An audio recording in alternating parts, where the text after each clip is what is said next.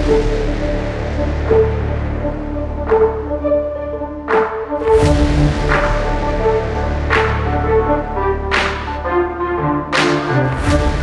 this is man, we should have got Thundersticks too. We should have. Right here from the desk. Yeah. Alright, we're in. Now this is the very first stage I ever he's got played Rune! Burn Rune? Versus... What do you guess? Burn, neutral, D-shift. I have... Gotta say it now! Oh! I was we already about to know. say Burn Rune, so I was wrong. I said Burn Rune too, so it's probably D-shift, looking at the sand. Well, I would say so. It's pretty highly likely. I mean, maybe in it's Burn Rune, but they got Merlin and Fate's Hand and Flame Destroyer in it. Yeah. Yeah, and we talked a lot. Oh, there it is, the double sevens that really make up mid-shadow. But this is interesting. I mean, Luriel as a start is nice, and he's on the draw, so he can still get quite a lot more options, but he's going to have to wait a lot. You know, Absolutely. He doesn't have the early tempo that you would normally expect out of something mid-shadow, especially against D-shift. That could be the end of you as a player if you let D-shift ramp up. And something else I've noticed about this matchup through many tried times of history, D-shifts removal tools tend to deal damage or destroy things one time. And this, against mid-shadow, sometimes or very often does not cut it. Yeah.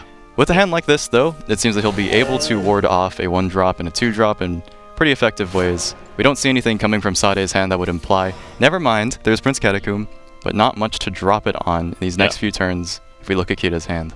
Yeah. What'll be interesting is, I mean, Kaleidoscopic Glow is going to be tough-ish to find super great value out of. It's not something like you can do with Haven, but what's nice is if something like Prince Catacomb puts on a last word effect, you can kind of bypass that, right? Yeah. And when it comes back in, it will not maintain that last word effect that Prince Catacomb provides it. So and that is one of Rune's only ways to deal with last words effects without having to deal with them, like Calamitous Curse maybe being the other one. Not really going to be fit into D-shift here. Yeah. So right now he could be considering using Kaleidoscopic Glow to cycle it out, because card draw is very important here. He definitely wants to cycle. The fact that he's not carrying any piece of his D-shift combo, not the Flame Destroyer, nor the shift itself, is actually quite concerning, and nor does he have a Merlin in hand. Right. And the big point of D-shift as a deck is you want to be carrying out spell boosts, which every time you play a card that's consumed a spell, it will have an effect on particular cards that are able to be boosted, either reducing their cost or increasing their effectiveness somehow. That's going to be a key point of the Dimensional Shift deck, but we see none of those cards in hand, so that could spell trouble. Equally as much as Sade's deck or starting hand was not as quick as it could have been, same thing for Kira. So I'm seeing Sade does have some inevitability coming through with this hand. Yes. It's always unfortunate and must be difficult to open a hand with 3 7-cost cards. But these are not just any 7-cost cards. These are Iactar and Immortal Thane. Dropped back to back, Thane first. This can create a board that's very obnoxious for D-shift to deal with in those later turns, assuming he doesn't draw any pieces until then. Yeah. Shadow generation is also incredibly important, and having the Thane to lead off is absolutely what you want to do, especially if you're not going into turn 7 with board presence, which, I mean, based on the current hand, doesn't look like there's much board presence I can gain here. But you summon 3 different bodies with the opportunity to have the White King as well, 4 different bodies for that card drop. There's just a lot of opportunities for you to gain resources that you need to play big Ectors. Now, his early and mid game is looking a little bit awkward to me. He was able to establish a few minions, but none of them have stayed so far, which is typical versus D-shift. They have no trouble dealing with 1 and 2 drops. But how does he proceed from here? He has a Prince Catacomb, which he'd like to get onto this Bone Chimera, it looks like. But still, all of this is still leaving him with a little bit of a lacking play to go into for pressure or conversion for this to really do a lot of damage that he needs to do in the mid game versus D-shift. Yeah. Yeah, absolutely. You really can't spin up that quick, but again, both of them are kind of missing pieces of their game plan, but you talk about Sade having that inevitability. That, to me, is the big thing that kind of makes me uncomfortable for Kira. You know, just getting now Levi, but again, this is not pushing you towards your win. You know, you're pushing towards not quite losing, which, as we know, looking at Sade's hand, is not relevant for the game right now, right? He isn't really going to get started spinning up until turn 6-7, We now see that Phantom Howl is in hand, and that's great, right? Phantom That's a Howl very is large one amount of piece, damage. right? It's one piece of what you can do to be aggressive as Mid Shadow, but still got to be waiting until turn 6-7 before anything significant happens, I think. And you may feel he has Skeleton and Prince Catacomb in total, assuming that these two units die, and the skeletons that now come out of them. The skeleton that comes out of the skeleton as well. Blow it. Yep, that's what we were talking about. Now that poor skeleton is just trying to get to work, but can't. It always, you know, oh, forgot my wallet. God, forgot to put my pants on. Doesn't have his ID, doesn't so he have can't his get onto ID. the board. Forgot his lunch. He's literally walking back and forth to and from home. And what hurts most about that is not just the fact that he can't get onto the board, but he didn't even get shadows out of it. Yep. And so he might like to get as much value out of these Aektars as possible, but after the changes, you need 8 shadows to even get Aektar to summon 2 zombies on play. You know what I just noticed? I can't believe I didn't notice this until... Look at them animations! Indeed. All of them are animated! Their whole accounts are animated now. How much money is that? How many vials is that? How long I gotta play to get that? But as we see, Kira still, and he has 15 cards into his deck. He has played out his cards to cycle, and so he's almost at the halfway point, and still not one combo piece. And there's not a single element of draw either. The more he spends these spells to kind of control the scenario, fine, you know, you're clearing the board, but it's not really that significant. I mean, you may as well just rush to play point 7 and then start playing the game here, because that's when Surre really starts ramping up. And the fact that Kira hasn't really been able to spell boost means that he's not, even if he draws D-Shift on play point 7, right? Surre's still going to be able to do immense damage and have a lot of time to play out these high-cost followers. It's looking real tough for D-Shift right now. I mean, I'm imagining, trying to see how is he going to deal with this series of things that's going to come out from Surre soon. So, Skeleton finally trying to make it, and he's gone. Oh my god! He was betrayed by his own buddy. He said, hey, you want to go hang out? And his buddy just stabbed him in the back. That Skeleton did not stay on the board for more than one turn. Like 3 times he was bounced. A tragic life. Bounced 3 times and stabbed in the back. 2 times even. But yeah, 2 times. So is he gonna do a chain of 2 Demon Eaters to try to find some? That would, well, he has his 8 shadows now. I'm all tuckered out. Zombie parties just to get it through. Ooh, I still think Thane is a choice here, even if you have enough shadows for zombies. Just pulling out more cards. I mean, the more followers you have, the more benefit you're gonna get from the +2 on board for Hector's drop, and that's kind of the more aggressive play. You don't need rush. There's no followers on board, right? What you need is board presence and then damage. Right. Oh, But still. 2 sorcery caches, no combo pieces, and I think something that may be a bit unfortunate is Thane comes out, and that is 3 bodies that Kira will have to deal with, and he just used up a magic missile because he's still looking for his combo pieces. Still has an angelic snipe, which will help deal with one of them, but I'm starting to feel that this hand is not going to be prepared to deal with the amount of bodies that Surre will be able to play soon.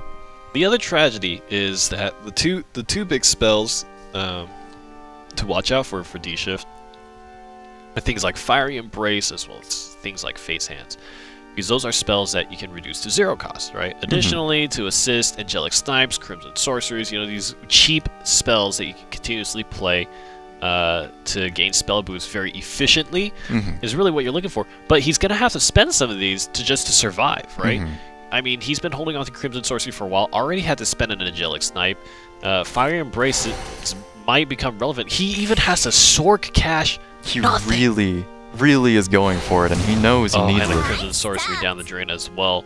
And it gets to a point where even if you draw the D-Shift now, you're already down the Sork cache, you're already down a bunch of cheap spells, it's still going to be clunky and slow to boost that card. Right, this matchup doesn't even seem impossible with Surre taking his time, yet Kira completely could not find any of the inevitability that is associated with Dimension Shift. Merlin finally showing up, but he has so much to do. It's got to pull a D-Shift at this point. I'd say it's quite favored too. Oh! And it doesn't. One more time. Give it the Evolve. Give it the Evolve. What do you got to lose at this point? He's 2 Wind Blasts down, has a Fiery Embrace in his hand, a Fate's Hand. He goes for it. Yep. Here it comes. Oh, and gets another Fate's Hand. Just in case you needed some cycle, buddy, to find what you're looking for. Here's Fate's Hand. Here you go. Oh. Just take your time and call me if you need anything. Oh, call me if you need it. I'll try to find it for you, the Fate's Hands say. Yep. So, I mean, I guess you ram it into the white. Fine. You know, you can get rid of both whites here, and I would highly recommend you do that because there's 2 horsies in the back waiting to make things real difficult for you. At the very least, I can make a little bit of light of this situation. It is good that he has Fate's Hands, considering his hand was already not going to get any better from this situation forward. He can now, as he dumps out his removal to get rid of Thane, to deal with these minions that he's going to have to face. At the very least, they are spell boosting Fate's Hands that might take him closer to combo pieces and related support, and I say that and he gets another cash, another insight, more cycle. I'm trying to think about the ordering of that scenario. Alright, so he played Merlin, I guess he took 1 extra point of damage, is that right? So he could have waited on his Fiery Embrace, right? I guess. Any reason? So he, in that situation, always takes 1 damage from the Angelic Snipe. He could have So then he Fiery Embraced the Thane. Yeah, I think he took 1 extra damage there. Took 1 extra damage. Maybe won't matter, but the little bits, you know, we've watched a lot of games over the course of North American competitive Shadowverse where the smallest optimizations end up winning the game or losing the game. Correct. 20 health is not a very large number, and 1 point of damage is a 20th of it. Can be 5% of significant. You know, you either win or you lose, right? There's no partial losing, partial winning. And especially in this, when the damage at the end of the game on the side of Sada is going to come down, likely to a Phantom Howl for the additional damage that comes out from the Actar, resolved units able to attack.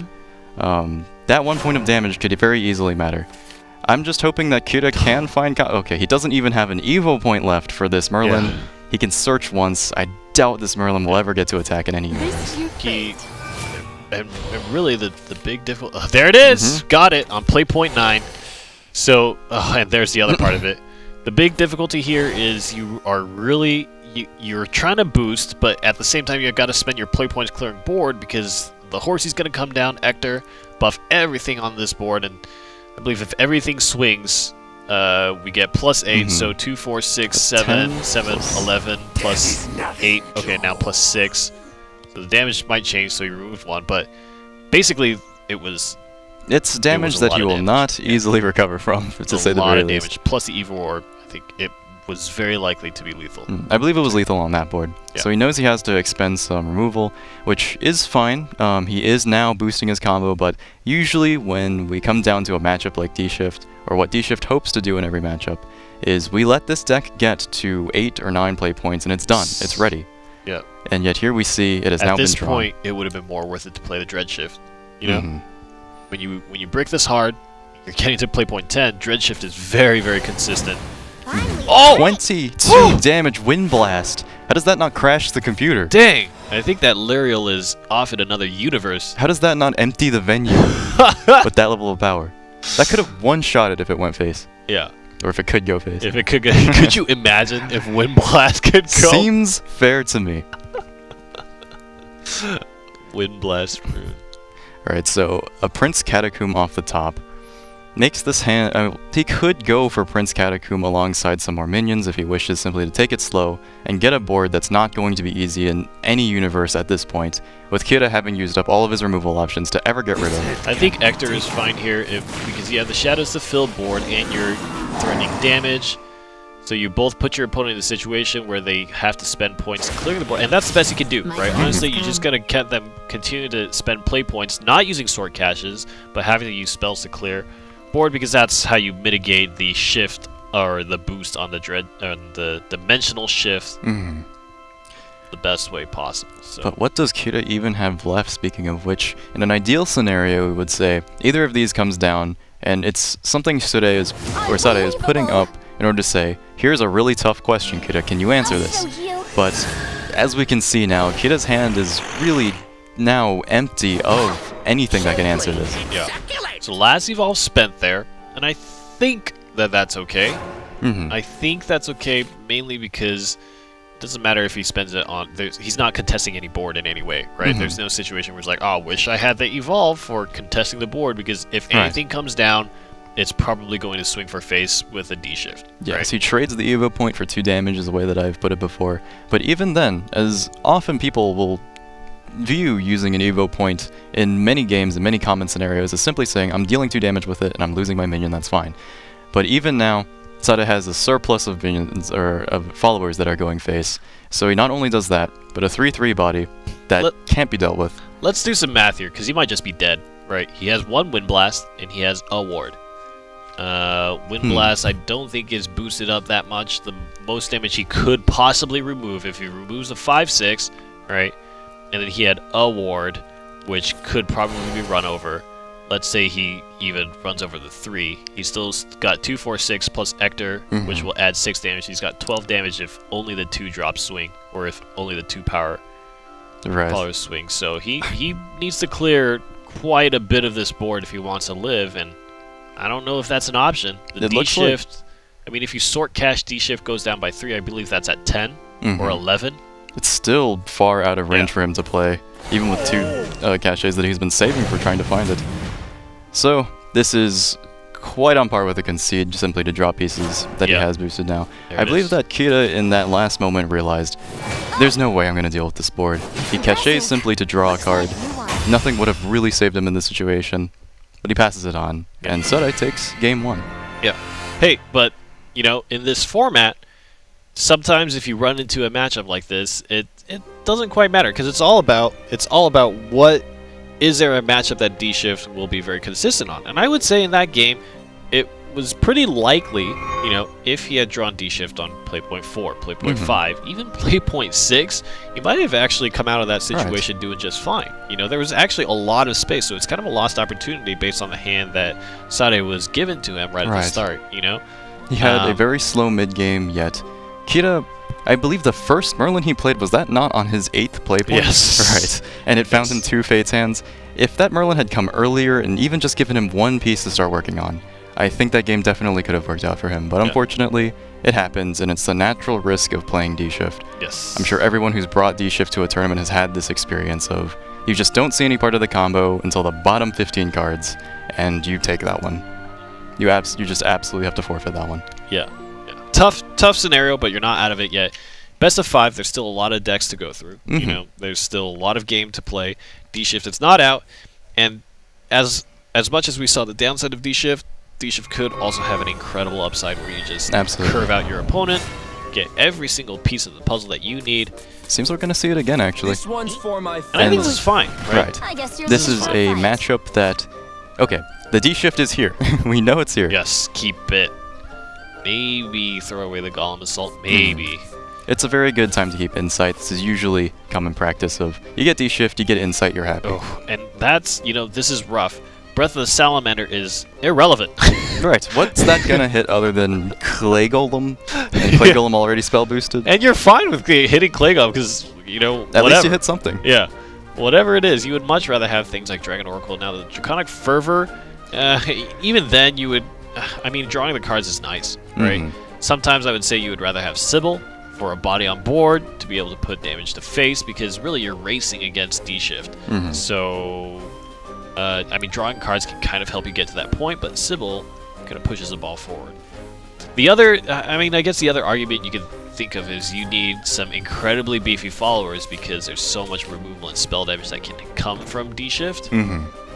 So he does end up throwing away the Golem Assault and gets Trailed Light. Fine. Alright. That's at least a very simple way to continue onwards. An Israfil, and aside from the Fervor, still not very much ramp, but going first, this could change. Now, something that... Oh, another removal spell. Something that could go very wrong for Surre is that after taking a look at how Japanese deck lists tend to build neutral ramp dragon, it doesn't often end up the same as the Dread Sea combo decks that are very popular on ladder and otherwise. Often these are teched to beat aggro. They simply want to play Sahak Wheel, get out something like Israfil, Lucifer, anything that can make a good trade, heal, and they win the game very slowly, not until they've ramped up to Bahamut or otherwise.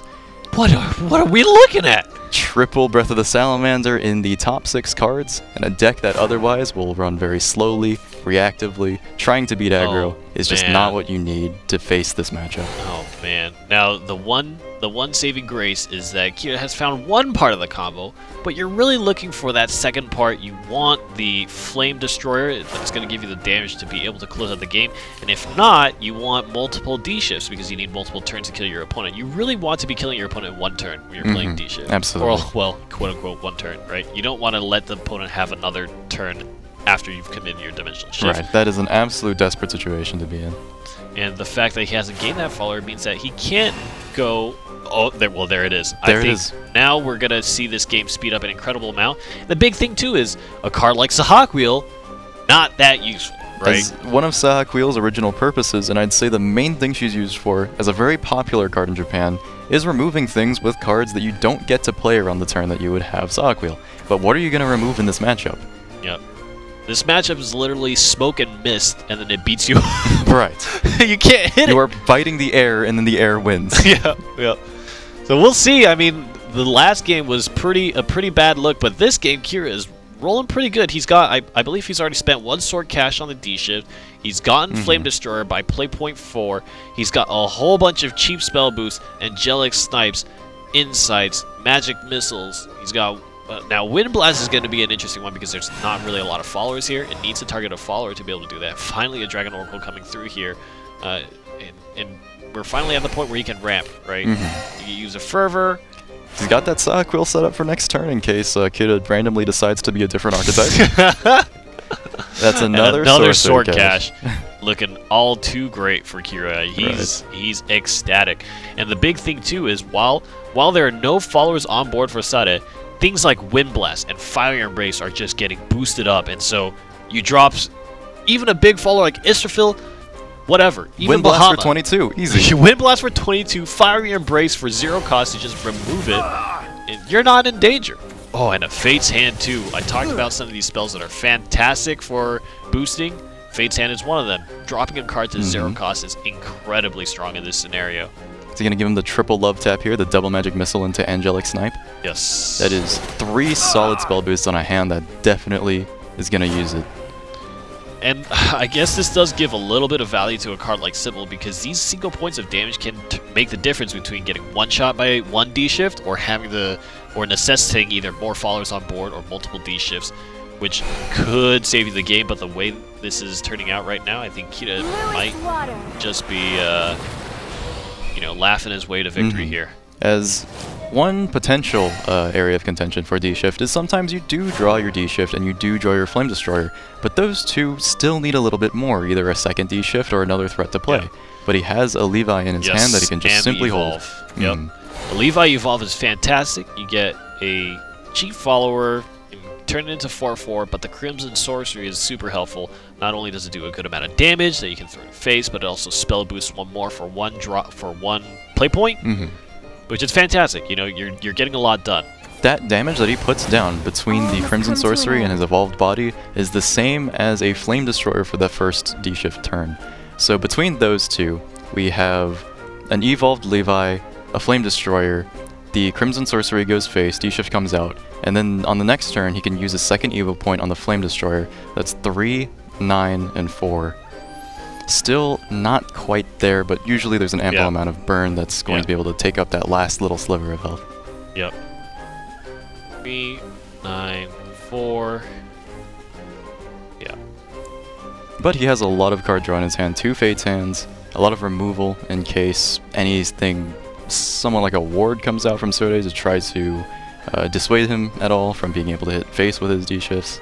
So the big thing here is I think you err on the side of drawing another Flame Destroyer rather than another D-shift, right? Because if you draw another D-shift, it is a way to one-shot your opponent, but you have to spell boost it a significantly larger amount. Whereas if you get a second Flame Destroyer, you know, your first Flame Destroyer is probably going to cost 0 by that point. It costs 4 right now. Israfil coming down here for Surre, and what's dangerous here is he's kind of pressing the issue. Now, you got removal for this, right? You do have removal for this, but if Israfil swung any point, it already just does 10 damage here. Right? That is a clean half shot. Yep.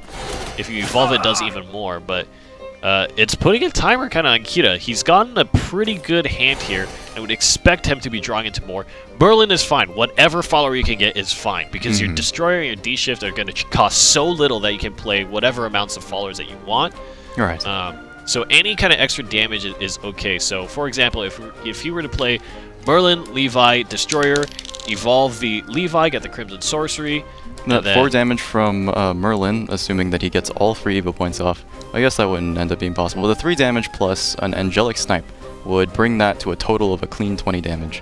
Or if that Angelic Snipe doesn't get healed up. Yes. There's a few ways that Kira can close it out, but if we're looking at the costs here, I believe Flame Destroyer is at 2, and D-Shift is at 3.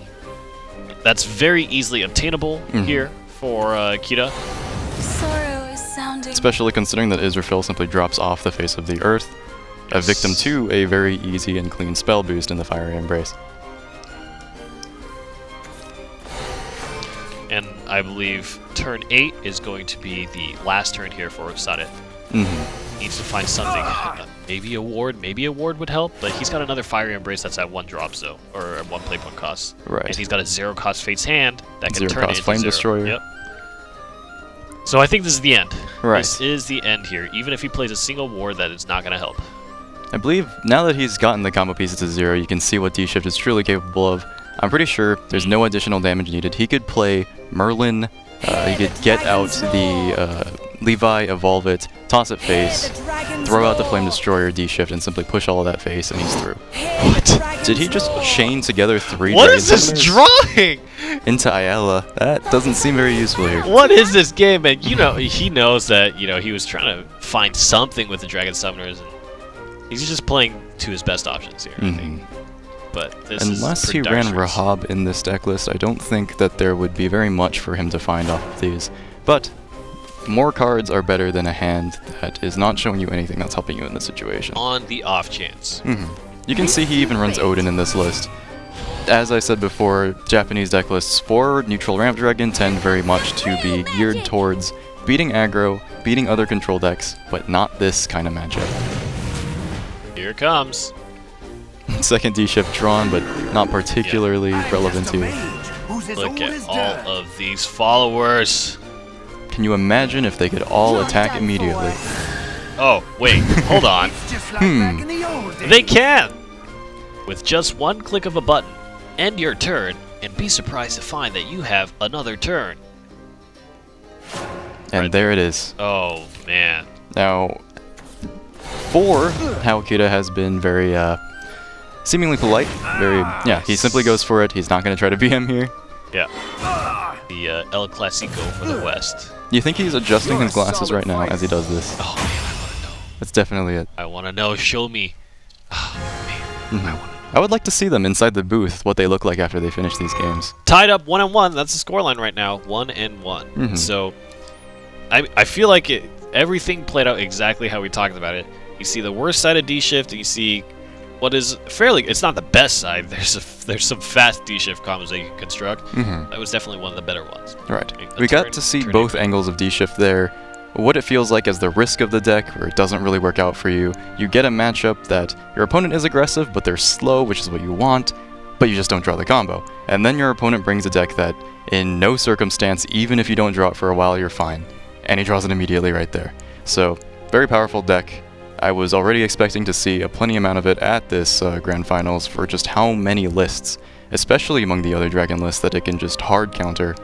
So, very clean win for Kira, and now 1-1. 1-1, so we'll have to see what their alternate decks are. Now, of course, we already know that Ramp Dragon is something that that is being utilized here by Sade. And I would not be surprised to see if the other 2 decks from Kira are Ramp Dragon and Mid Shadow as well. But we've seen this is kind of a Tempest of the Gods deck lineup, right? This is a matchup that we've seen for a long time now. Ooh, Haven. Is it going to be neutral? Well, neutral is very popular in Japan. Birdie Haven. Oh, there it is. There it is. No mistaking that. That's pretty good. That's pretty good. I can't remember if he was on the play or on the draw. I think he's on the draw, which means okay. So as well, there's the Lion and a little bit of neutral Feria to start working it down. So the only thing about this kind of hand, I feel like from watching a lot of neutral Haven, is that Lion and cards like Lion and Garuda are great, The only issue is it does necessitate quite a few amulets to get the maximum value out of them. And it, you know, they're still good cards to play. I mean, a 4/4 or 6 that does 3 damage to face is quite nice, but really that surge forward and that board presence that you get is necessitated by having amulets in hand. Ooh. Gilgamesh. Now this is a card I've actually seen popular as well. Yes. But to continue what you were saying, I believe a lot of it is, I've seen players do a lot going both ways. I've seen players try to play amulets that they're not gonna like playing solely to try to pop them, like dual flames. But for the most part, I'd say these players tend to try to just bring in the area, and instead of playing the area, they just hold on to it, they play their neutral out, they pop it in this really huge surge, as you said, with the Lion, and that's so much on board to deal with on a schedule of even just turn 4 or 5 that it's very difficult for any deck to take tempo off of you. We've seen this quite a few times today, but Control Blood is going to be the last lineup, so we know that Sada's 2 remaining decks is going to be Ramp Dragon and Control Blood. And this is going to be interesting, right? Kida doesn't have the most aggressive hand. I mean, he's got Eagle Man, which is great. We know that card is fantastic, but what is this Alice buffing? The Gilgamesh? And now a Goblin? It's not that 1, 2, 3, 4 Sesame Street type curve that you really want to see. Not. It is really wholesome to get these buffs off from this Alice, but against a control deck that can stabilize against supermassive boards the way that Neutral Haven does, that runs into a really huge glaring flaw in Neutral Haven. Aside from Sacred Plea, this deck doesn't really have much refill, nor has Kida drawn an amulet. Ooh. This is the perfect time for Surre, like picture perfect Surre. Goodbye. There goes Alice, and now the Lion is playable, but there's no amulet in Kida's hand. And just start, I mean, you start to, okay, there's an amulet, that's gonna help a little bit, but you really start to realize what card advantage really is in this matchup. Absolutely. Right? Neutral Haven runs out of gas.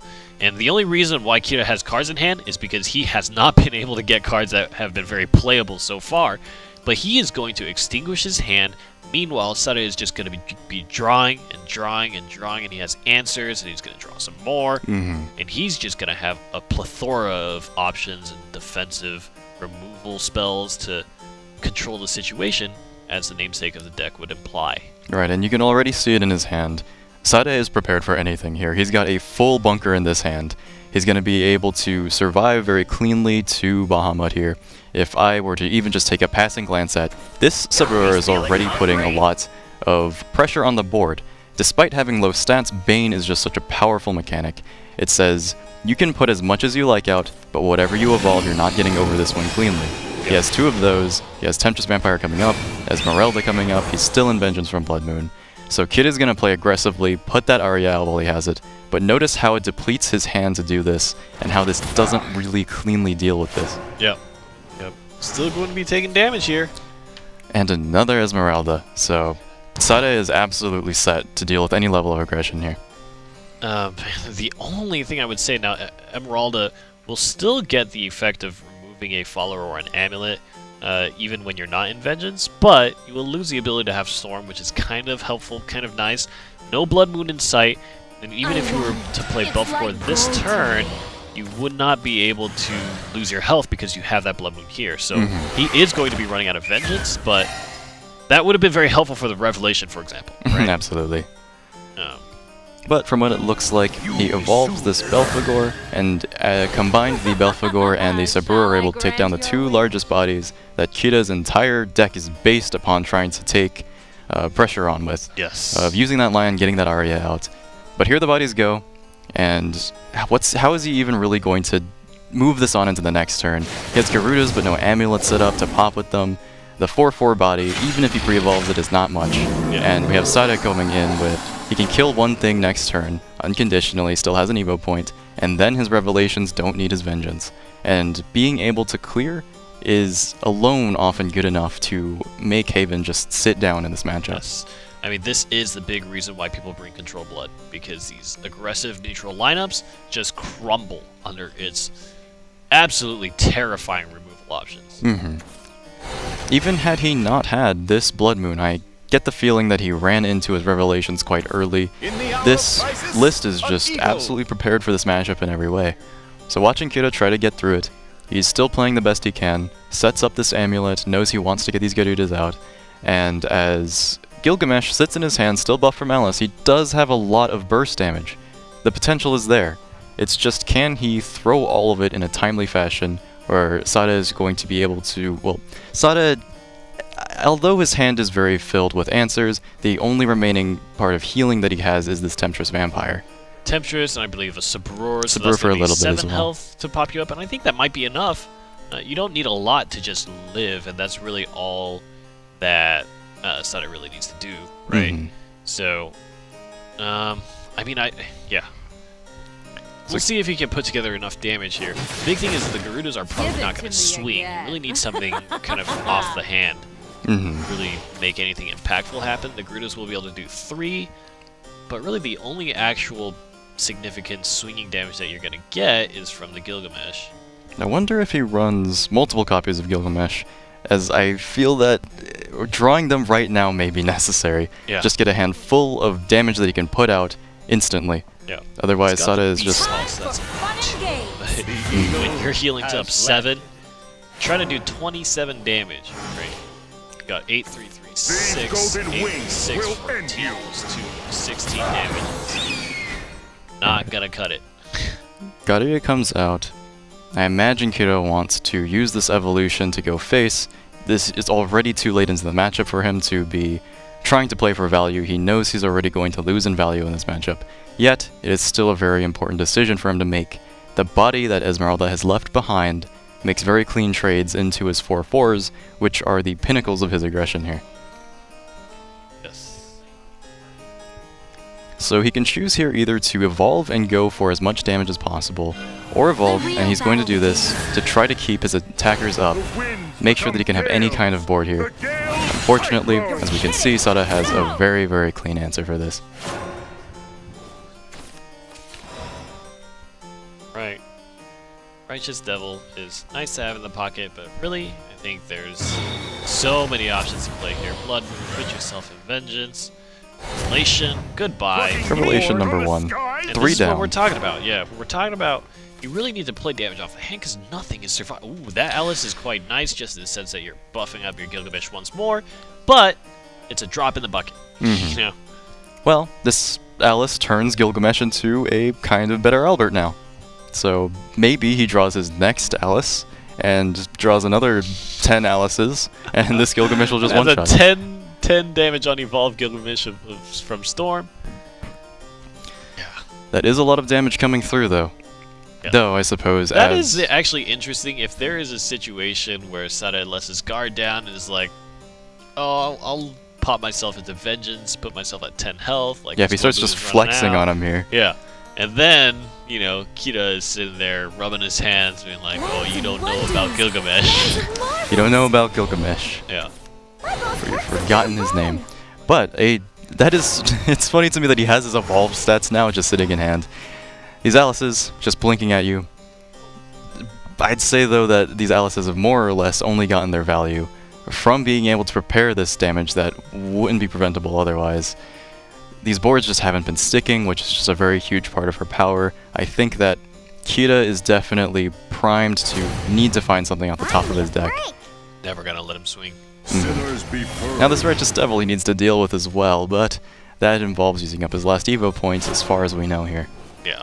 And if you do that, I think you're guaranteed to lose. Right. There is no chance if you use that Evo. Yet we see he merely just gets a Unica here. Simple part of the deck's early game. Not really going to help him much against this situation where, as I said before, Sabrur and Devil in the same deck, or in multiple copies, means if this board always has a Bane on it, then Kira, playing an aggressive deck, is never going to get onto it. Yeah. Where is the Aegis? True. You could just completely switch here, play an Aegis, and then he'd be at such an advantage from that. There are certain Havencraft decks that just throw every single win condition they can think of in there. Sometimes there's like a few drops of Aegis. They're all strong. Yeah. There's a lot of strong win conditions. And that's something that Control... You know, what's interesting, and we talk about this a lot, Controlled Blood has a lot of ways to avoid dying, but in terms of actually attacking their opponent, they put on kind of rubber gloves, Mm-hmm. and they start trying to beat you up with kind of a baby's strength in terms of a punch. As we see, Kid is still at full health, even though Sada has been ahead all game. That's because Control Blood does kind of fence with a wet noodle the entire time. Though, Kid is putting a lot of thought into this, and simply decides, I was about to suggest that Gilgamesh, it is time for him to go face. He does not commit the evolve. He knows this Gilgamesh is not going to go very far. Spawn of the Abyss. That's the thing. He's no longer you're fighting free with to wet noodles play now. it. You can play it and just have the Righteous Devil swing in. Stop! Fine. Ooh, he goes face and has the Righteous Devil trade, as this gives him this completely regenerates the wound that Gilgamesh just so bravely left upon him. Continuing to dance around the ring, just waiting for Kira to get way too exhausted. Mm-hmm. No more options for you. And Kira's offensive options have been more or less depleted. This Garuda is his last significant body, and it trades a lot of that to be able to pop an amulet that doesn't exist. Let us conclude. At the very least, this evolve is going to get some value. There it is, but you can pick and choose your adventure.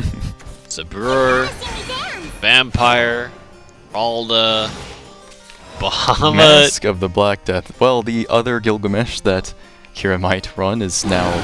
Oh, he goes for the Bahamut, in fact. Simply says... I like it. I'm gonna win. Yeah. I'm done. He's got the evolution orb.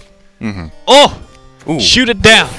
Shoot These it Angel of down. the Words are gonna do their very best to try to get this Bahamut in a state of board lock, but I don't imagine he's too particularly optimistic that this will work. That's it. Bahamut is going to go in for the killing blow because he can remove one of those Angel of the Words with, again, all of his options there. Nearly every single card in his hand, really. Yep. Both of them have Storm. He could just evolve Bahamut, or he could use the Emerald. So check this out. Animated Bahamut is like actively just breathing out this gigantic mist of blue. I got one really early on from Pack Luck, and I really enjoyed seeing that. And I'm glad that their decks are fully animated so I could appreciate that once more. They are playing on a special tournament build, so it's a special account. It's like a local account that they have, and so that turns on all the animations for the cards. So pretty sweet. Puts the dream in your head of having an account like that. Oh my god, I want it! I want it already! They're playing a different game having that kind of absolute Some of those player cards to are so them. cool. If you were Bahamut and you were just constantly... That's like, actually, like an inconvenience. That's true. He can't stop, can he? Yeah. You can't unevolve... Okay, you can Erd him to make him stop. Uh-huh. So, yes, you could. Alright, that's a solution just in case, but otherwise, that seems like something you gotta get checked. But, so that win for Kita. So, in this series of conquests, that means he's going to have to win that last game with the third. Dragon is his third deck. Sade has Ramp Dragon as his last deck. And Kira has a few options, right? We've really only seen his D-Shift. Gone. Can't play it anymore. And now he has Neutral Haven. So, how well have you designed your decks to be able to take this matchup here, Ramp Dragon into Neutral Haven, and then what is Kita's last deck? Because that's really his only opportunity to win here. Now, okay, that's actually a fantastic... Having the Oracle, the removal spell, Sybil, Strong opener from Kita as well here. Got a 2 and a 3, but Kita is on the draw, which is actually quite devastating here. Polyphonic Roar. This is usually used to deal with the other Haven deck list that is popular in Japan, that being Aegis, in that Haven has a lot of trouble dealing with these. Yet, this is not that kind of Haven. I feel like Sada is feeling just fine here. He's feeling just PG.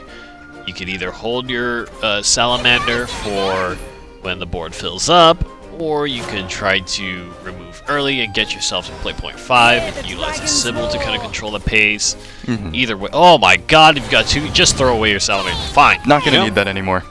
He's ramping next turn. He's ramping the turn after that. This is a very early potential Polyphonic Roar coming out. He can ramp 3 times.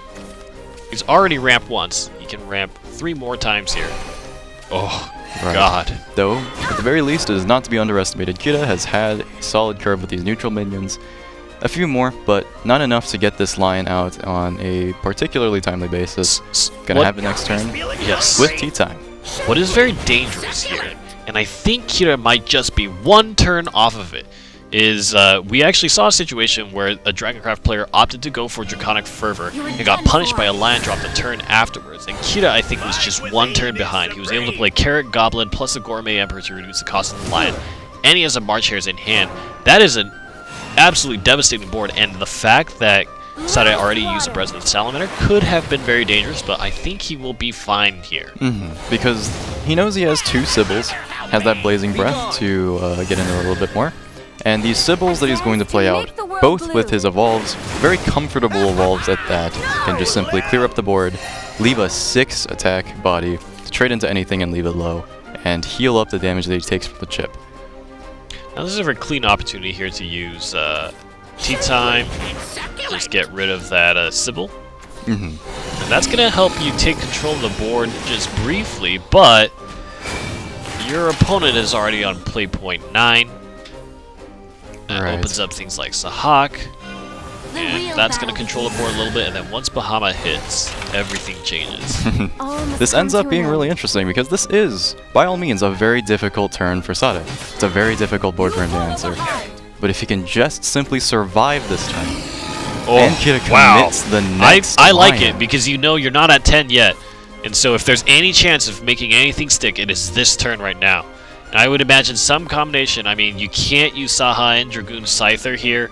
You're going to have to, I think Surre is actually in a pretty tough spot here. Yeah. I think the most he can do in the name of survival is play out that Dragoon Scyther you see, one of his Sybils, and that heals him to 20 and removes 2 followers from the board. And he has a lot of choice on what 2 followers he's going to get rid of. As opposed to playing Sahagwil and Bahamut, same amount of removal, but interesting. Wouldn't heal for him. I would have gotten rid of the 2 lions. Right. Got rid of the already evolved Tea Time. Leaving one of the lions up leaves Kita with a really powerful amount of stats that he can still evolve for that full 2 damage. 3, 3, 6, 11, 13. It's and then it's going to get wiped away by Bahamut.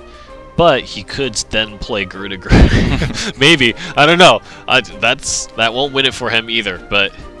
Right. Another problem is if he evolves simply for damage here, loses that evolve on the backswing of Bahamut, then that means that last evolve point isn't going to kill a Sybil.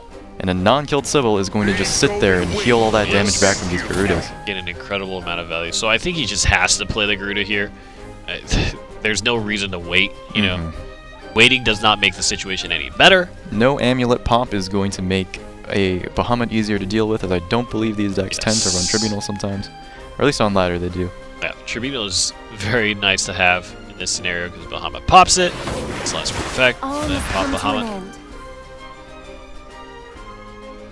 Alright. Now, so he does what he has to. So he could be thinking here, if he's going to evolve, I don't imagine that his choice matters too much. The Goblin is a bit more favored. He's seen a Dragoon Scyther, knows they're in here. But for the most part... Right. The importance of this decision is, do I want to use this evolve to get damage? He knows that Surre is on 10, so Bahamut can simply be here.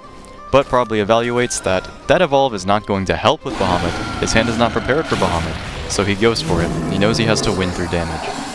The interesting thing is, I think we know that Kita has Gilgamesh in his deck. Not super helpful. Yeah, he can't really play... There isn't other elements of Storm here. So he does survive 1 turn of Bahamut swinging into his face, but it's never ideal. Not much you can do about it, though.